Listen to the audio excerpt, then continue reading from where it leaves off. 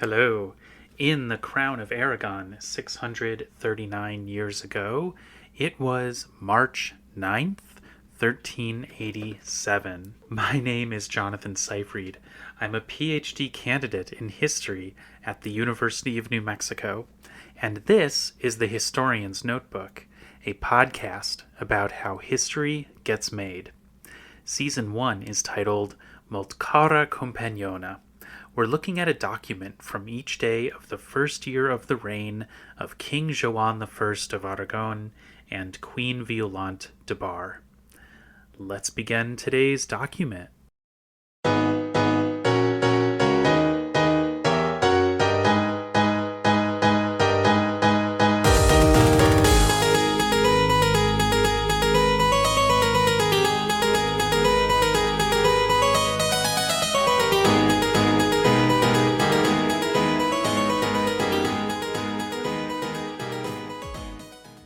For today's document, we've got a really interesting situation of interfaith encounter.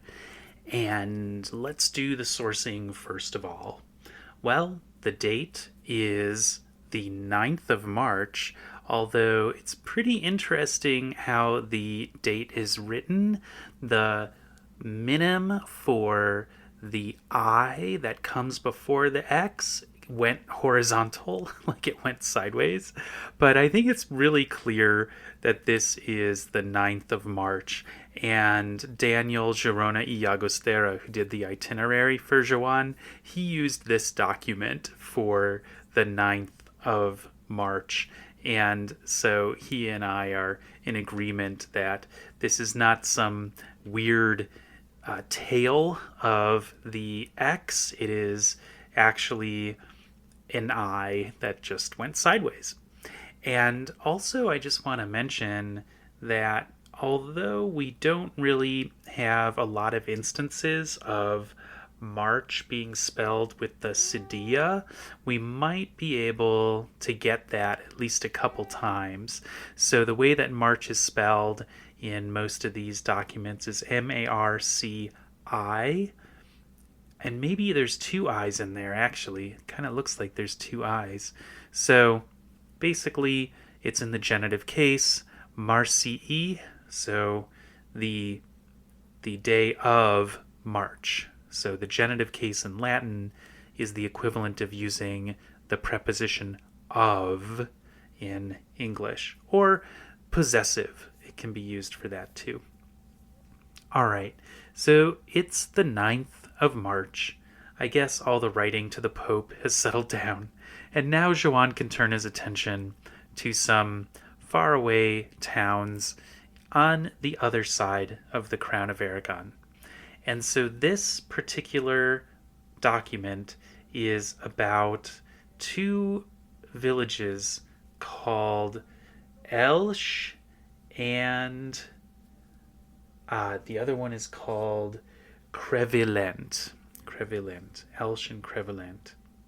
Both of these towns have a significant Muslim population, and in Latin, the Muslim district, the aljama, it's the same word that's used, by the way, for both Muslims and Jews, aljama or aliyama. The aljama is rendered as aliamorem seresenorem, and I'm seeing that in line 4 of folio 66V. This particular document is about economic activity and about freedom of movement when transporting one's goods, and specifically grain is mentioned here. The word blada appears 2 different times on folio 66V. In folio 67R, we have the mention of Marti. Marti is returning into the picture. It seems like Marti might have some jurisdiction over this particular region. It's in the province of Alicante. And so Marti appears in the third line of folio 67R, and he's there as Martinem, or maybe Martina, fratris nostri carissimi, my most dear brother. So, as far as I can tell, with the huge assistance of the large language models, continuing on in my process, using Gemini for an initial transcription, then having Claude reconcile that against its own transcription, and then sticking with Claude for a final translation. With all of that help, I've been able to figure out that it seems as though the governors of this region have been interfering in some way with the Muslim economic activity. Maybe doing something like charging tolls as the grain and other products are being transported. That's something that I could imagine happening. And it's clear also that the Muslim Alihama has reached out to Joan with a supplication, with a request that he intervene in order to tell the governors to stop, to make it so that they can proceed along with transporting their goods without any kinds of interruptions. And indeed, that's what Joan decides to do.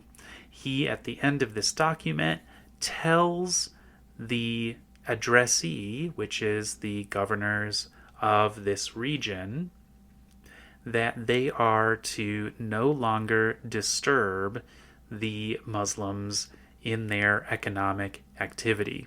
So here we have the king taking the side of a Muslim community against the economic interests of the local government. This is a perfect example of the concept of the royal treasure as a way of referring to the Muslim and Jewish communities throughout the archive of the Crown of Aragon. Because of the way that Christian communities were treated under Muslim rule as having special designation for their taxation and regulation, when the rule changes, when the governing authority changes from Muslim to Christian rule, there's a lot of traditions that move forward and are created in the initial treaties as those transitions of power take place.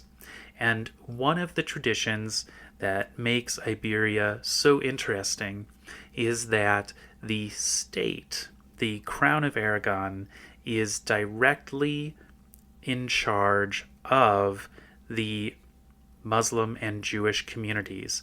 The Muslim and Jewish communities are like states within the state, and they are not subject in terms of final authority to the municipal or local regional governments. And this document is a perfect example. It also helps to explain why resentment grew against the Muslim and Jewish communities, a perception on the part of the majority Christian communities that the Muslims and Jews were getting special treatment. And indeed they were. And the royal family profited from this because instead of the taxation revenue from the Muslim and Jewish communities going to the local municipalities or the regional government, that money went directly to the royal family. And so you have this situation that in the earlier centuries might not have really bothered anybody too much because it was just taken for granted that, okay, there's these different faith communities, they're going to have different rules. That's just the way that things have always been done. But then over time, there gets to be a further attitude of othering, that these communities are seen as collections of enemies within.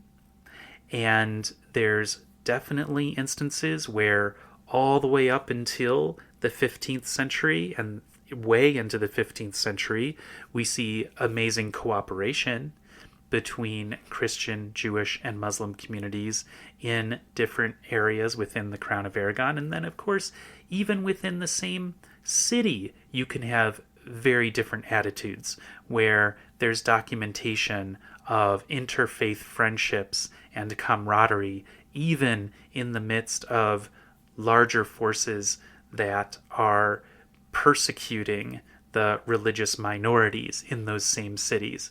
So it really is a patchwork, and generalizations are impossible when it comes to describing the interfaith encounter. You have to really look at specific contexts and also specific times, because when in one decade there might have been harmony almost to fulfilling the convivencia narrative, in another subsequent decade there might have been a lot of interfaith conflict. And so really the question is, how are the economic ties transforming over time? And then also, what kinds of cultural developments or environmental developments put pressure on these communities and the individuals in them to either cooperate or increase distance? And you can see this moving at different speeds and different levels all throughout the 12th, 13th, 14th, and 15th centuries. So we have a little snapshot from a region kind of close to Valencia. Not quite sure in this particular document what Martí's role is in all of this. Maybe somehow Martí had jurisdiction prior and now Joan has the jurisdiction. It's also very common for Violante to have aljamas or aljamas in her portfolio. So how these all are divvied up is a question that's really difficult to answer. But in this instance, we clearly have the king siding with the Muslim community against the interests of the local authorities. So another really interesting window into the way that the royal family divvied up responsibilities, the larger picture of interfaith encounter and its connection into the finances of the royal family of the Crown of Aragon. Thanks for listening to this episode of The Historian's Notebook, Season 1, Molt Cara Compagnona. If you are leaving with more questions than you arrived with, I've done my job. Remember, the motto of The Historian's Notebook is dissatisfaction guaranteed. Visit the website to see an image of today's document and additional show notes. And listen again tomorrow to hear about the next day in the first year of the reign of King Joan I of Aragon and Queen Violante de Bar. In the meantime, take care.